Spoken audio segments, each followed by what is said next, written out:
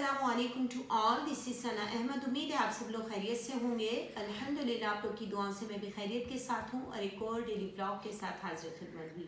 जी हाँ नाज़रीन और हाज़रीन, सबसे पहले तो मैं अपने सबक का बाकायदा आगाज़ हस्ब मामूल ताऊज़ और तस्मिया से करते हुए सबसे पहले अल्लाह ताला की हम्द सना बयान करूँगी और फिर उसके बाद आयतुल कुर्सी बमा तर्जुमे के। जी हाँ, बहुत से लोगों को ये रिक्वेस्ट थी कि आयतुल कुर्सी बमा तर्जुमे के साथ आप पढ़ लीजिए, तो इंशाअल्लाह ताला मैं ये पढ़ रही हूँ और आप लोग ज़रूर इसको तर्जुमे के साथ पढ़िएगा।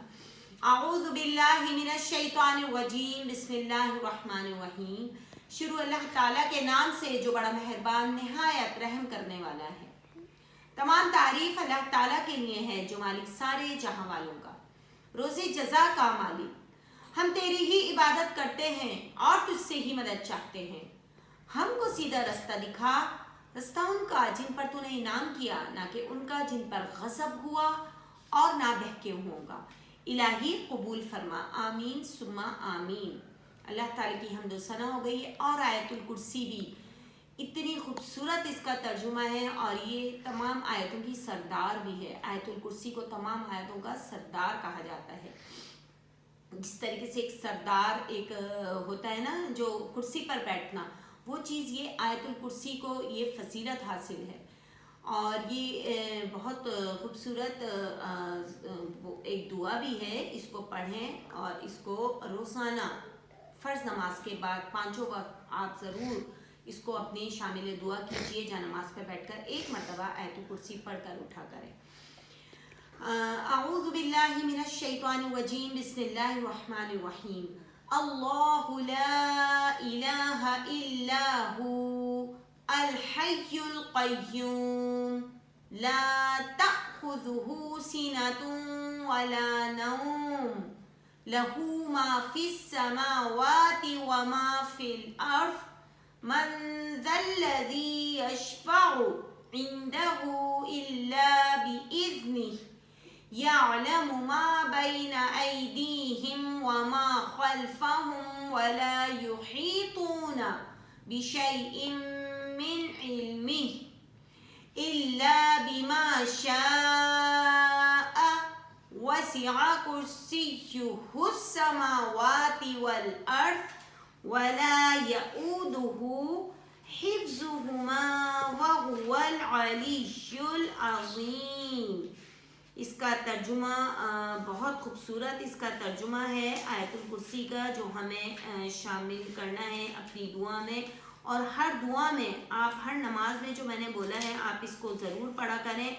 बमे तर्जुमे के पढ़ने से बहुत खूबसूरत है। बमे तर्जुमे पढ़ने से हमें इसका तर्जुमे इस की फजीलत का अंदाज़ा होता है। इसका आयतुल कुर्सी की हमें फजीलत का अंदाज़ा होगा। तर्जुमा है, अल्लाह वो माबूद बरहक है कि उसके सिवा कोई इबादत के लायक नहीं, जिंदा हमेशा रहने वाला, उसे ना ऊँग आती है और ना नींद।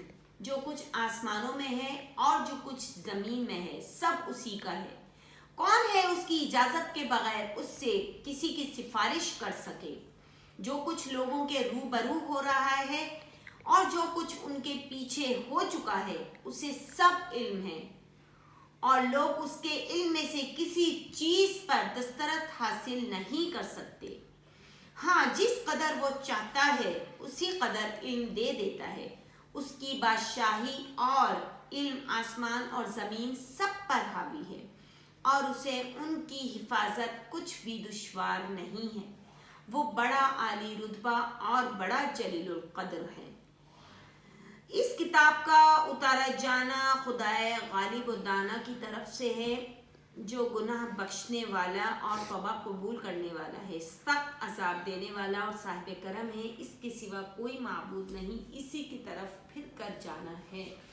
ये आयतुल कुर्सी का तर्जुमा तो वो बड़ा आली मर्तबा और जलीलुल क़द्र है, यहाँ तक है। लेकिन इस आयात का जो है और बाकी का उनका ये है तर्जुमा कि अल्लाह ताला जो है वो तमाम माबूद बरहक है, तमाम कायनात का खालिक व मालिक है और हमें उसी की तरफ पलट कर जाना है। और जो कुछ ज़मीन में है और जो कुछ आसमानों में है सब उसी का दिया हुआ है। اور وہ ہر چیز پر دسترس حاصل کر سکتا ہے، کرتا ہے. تو ان تمام باتوں پر ہمیں ایمان کا جو عقیدہ ہے پختہ عقیدے کے ساتھ ایمان رکھنا ہے، تاکہ پھر اللہ تعالیٰ ہمیں ان فضیلت و برکات کو مکمل طور پر حاصل کرنے کی بھی توفیق عطا فرماتا ہے. اور ہم جب اسی عقیدے کے ساتھ جس چیز کو پڑھتے ہیں تو پھر وہ اللہ تعالیٰ ضرور کامیاب و کامرانی اس میں ہمیں روشناس کراتے ہیں، کامیابی عطا فرماتے ہیں. تو آج کا ولاگ اسی پر مبنی تھا. آیت الکرسی بمعنی ترجمے کے مجھے آپ کے سامنے پیش کرنی تھی، اور انشاءاللہ تعالیٰ کل پرسوں کے ولاگ میں دعائے قنوت، جی ہاں، جو ہم نماز عشاء میں پڑھتے ہیں، وطر میں پڑھتے ہیں، اس کی بھی لوگوں کو اویئرنیس نہیں ہے، اس کی بھی آگاہی نہیں ہے کہ کس طریقے سے وطر کی ادائیگی کرنی ہے ہمیں، اور کون سی رکعت کے بعد کس طریقے سے پھر پڑھنا ہے. انشاءاللہ تعالیٰ کل میں آپ کو وطر کا طریقہ بھی بتاؤں گی.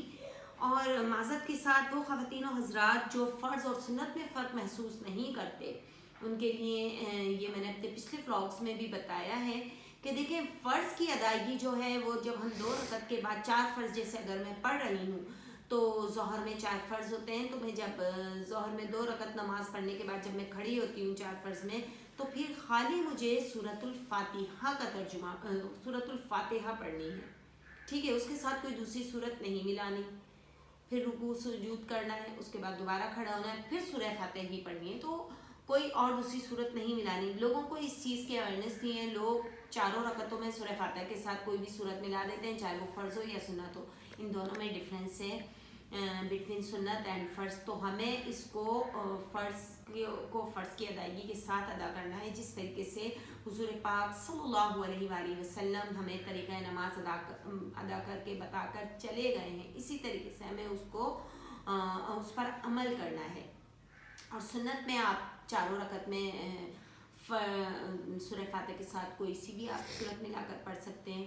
تو انشاءاللہ تعالیٰ امید ہے یہ کانسیپٹ کلیئر ہو گیا ہوگا، اور انشاءاللہ عز و جل آپ جن کی اگر نمازوں میں ان چیزوں کی خامی ہو گئی ہے، اب تک تو انہیں معلوم نہیں تھا، اگر اس بلاگ کے توسط سے انہیں علم ہو گیا ہے تو براہ مہربانی آپ آگے بھی اس چیز کو فارورڈ کریں. یوں کہ میرے اپنے حلقہ احباب میں ایسے بہت سے میری فرینڈس ہیں، ایسے میرے بہت سے لوگ ہیں جو مجھ سے پوچھتے ہیں اس بات کو کہ فرض تو ہم ویسے ہی پڑھ لیتے ہیں، پھر وہ بتاتے ہیں تو اس میں کوتاہی ہے، اس میں خامی ہے، جو ان کی پھر تدارک ہو جاتا ہے غلطی کا، اور الحمدللہ انہوں نے اپنی اس غلطی پر قابو بھی پا لیا ہے. تو جب تک ہمیں معلوم نہیں ہے تو اللہ پاک قبول کرنے والی ذات موجود ہے، اور جب اللہ تعالیٰ ہمیں جب اس بات کا علم ہو جاتا ہے تو پھر ہمیں اس پر عمل کرنا ہے. پھر اگر ہم کوتاہی کرتے ہیں تو پھر اس کی معافی نہیں ہے، اس کی ضرور پکڑ ہوگی. تو اپنی نمازوں کو بہتر کیجیے، اپنی نمازوں میں خوبصورتی لائیے، بہتر طور پر اس کو سر انجام دیجیے. انشاءاللہ تعالیٰ کل ایک اور دوبارہ نئے ولاگ کے ساتھ حاضر خدمت ہوں گی. جب تک اجازت دیجیے، اللہ حافظ اور السلام علیکم ورحمۃ اللہ وبرکاتہ.